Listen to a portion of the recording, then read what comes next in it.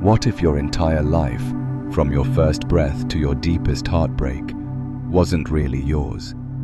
Not in the way you think, not in the way they taught you.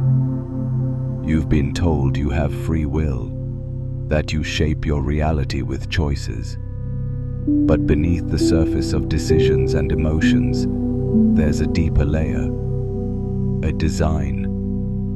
Every major event in your life, from the people you met to the pain you endured, followed a precise sequence. A sequence older than history, ritualistic, symbolic, hidden in plain sight. Birthdays, weddings, deaths, all wrapped in ceremonial symbolism. You thought they were cultural, but they were contracts, initiation rituals, marking the stages of your soul's programming. And here's the twist. They weren't created for your awakening. They were created to contain it. Let me explain. The illusion began at birth, not just biologically, but spiritually. The moment you entered this world, you were embedded into a system, not just a society, a structure. Your name was given before you could speak, a sound code repeated by others, binding your identity to a label. That was the first seal of the ritual. Then came the rituals disguised as love, baptisms, birthdays, baby showers. They weren't just celebrations. They were energetic imprints, each one marking a phase in your descent into forgetting. You were celebrated for growing, but not for remembering. Because remembering who you were would break the ritual. It would dissolve the illusion. School was the next temple. Desks like pews, authority figures at the front, bells ringing like mass. You were programmed to obey symbols, to fear mistakes, to trade your inner knowing for facts. And through it all, you were told, this is normal, this is life. But what if all of it was a precise sequence meant to bury your soul's memory? What if your life was never random, but orchestrated, a ritual masked as reality, and you, the participant who forgot they were part of it? The rituals never stopped. They just evolved with you. Your first heartbreak, not random. It cracked open the container of trust, so your soul would begin questioning love. Your career path, laid out like a labyrinth, pushing you toward proving worth instead of discovering truth. The cities you lived in, the people you met, even the tragedies. These weren't accidents. They were initiations. And here's the forbidden truth. Your soul agreed to all of it. Before this incarnation, your consciousness chose the sequence, not as punishment, not as entertainment, but as a precise ritual of remembrance.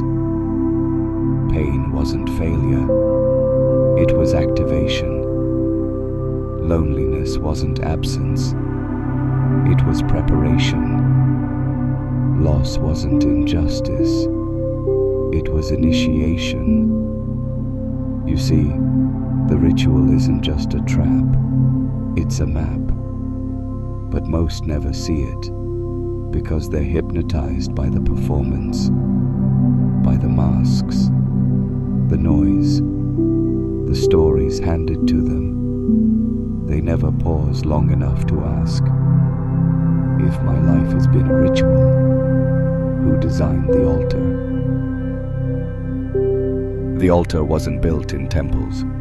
It was built in time, in moments, in symbols, in repetition. Every time you said yes when you meant no, a candle was lit. Every betrayal you accepted in silence, another line was drawn in the circle. Every dream you buried to fit in, incense rose from your soul, feeding the ritual. But here's where it gets darker. The architects of this ritual aren't just spiritual. They're psychological, sociological, technological. Institutions, belief systems, media, even family roles, all working like synchronized chants in a grand mass ceremony. A ceremony to keep you asleep. And the scariest part, they convinced you that you were the problem, that your suffering was personal, that your confusion was weakness, that your questioning was rebellion. But what if your confusion is actually your awakening? What if your emotional collapse was the ritual climax? The part where the old identity dies and something ancient returns. You were told to chase success, to build a name, to find your place in the system. But no one told you the system was the ritual itself, a game designed not to be won, but to be played endlessly. You weren't making choices. You were selecting from pre-approved illusions. Work, family, religion, rebellion, all tiles on the same ritual board. They didn't want your awakening. They wanted your participation. Even spirituality. That too became part of the spell. Meditate, manifest, repeat mantras, all while avoiding the one truth that could shatter the circle. You never truly consented to this. And yet, deep inside the layers, something always new. A strange pulse. A memory of something older than time. A whisper in your bones saying, this is not the beginning of your life. It's the middle of your return. Look around. Every ceremony you went through, every birthday, every diploma, every wedding vow was scripted. Each one sealed another layer. Not just of identity, but of forgetting. Forgetting that life, as you were given it, was never yours. It was handed down, repeated, packaged. You didn't choose your name. You didn't choose your language. You didn't even choose the symbols that make your thoughts. So how could your choices be truly yours? They say we're free, but freedom without awareness is just a longer leash. And the ritual loves leashes, as long as they shine.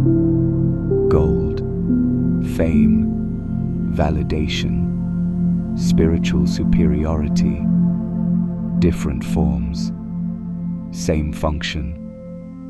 To keep you inside the loop.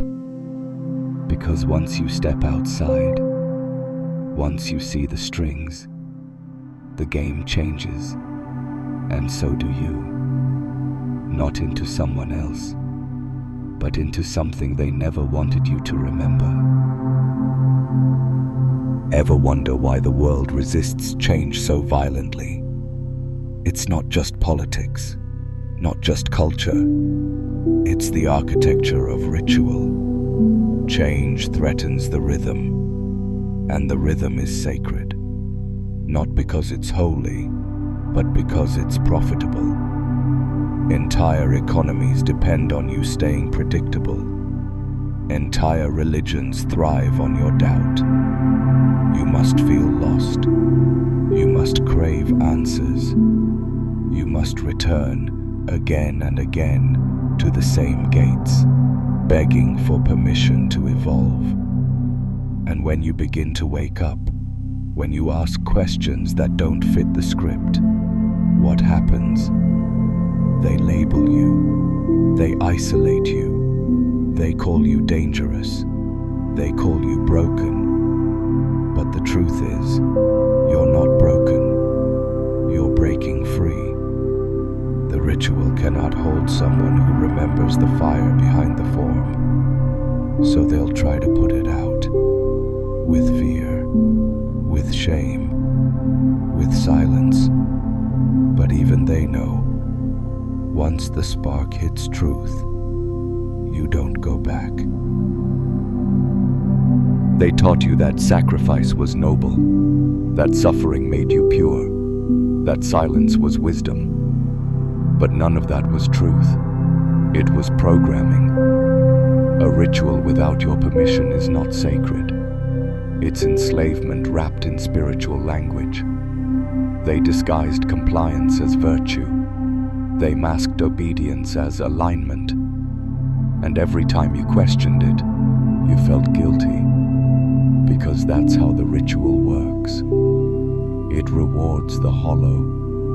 It exiles the whole. You were trained to be useful, but not powerful. To be quiet, but not still. Every act of defiance you've ever felt wasn't rebellion. It was remembrance. Remembrance of a time before time, when your soul didn't ask for permission to burn. When you moved not in circles of repetition, but in spirals of evolution. You didn't come here to repeat. You came here to reveal. And that's why the ritual fears you. Because if even one soul remembers the truth, the illusion begins to collapse. And that collapse is how the real ceremony begins. If life was a ritual, then every step you took was scripted. Every choice you thought you made, a symbol, a reenactment, a reinforced trance. From birth, they surrounded you with mirrors, not to show you who you are, but to trap you inside who they needed you to be. You were never the actor. You were the altar, the offering, the flame. They wrote your name in codes, hid meanings in your blood, and turned your breath into currency for systems you never consented to. Even love was laced with expectation. Even success was soaked in sacrifice. You were taught to trade your spirit for survival, your truth for tradition. But now, you see it. The script is cracking. The roles are fading. And you're standing there, not as a participant, but as the one who finally says, no more. Because the real ritual begins when you break the pattern. When you remember the only sacred act is to become fully yourself. What if breaking the ritual isn't destruction, but resurrection? When you step outside the lines, they'll say you're lost, that you've betrayed the script, that you've fallen. But only those who fall can discover they were flying all along, just trapped in someone else's sky. You weren't made to obey the rhythm. You were made to create your own drumbeat. So burn the blueprint. Shatter the stained glass. Tear the pages of their sacred book if it never had your name written in it. Reclaim the ritual. Write new symbols in the dust.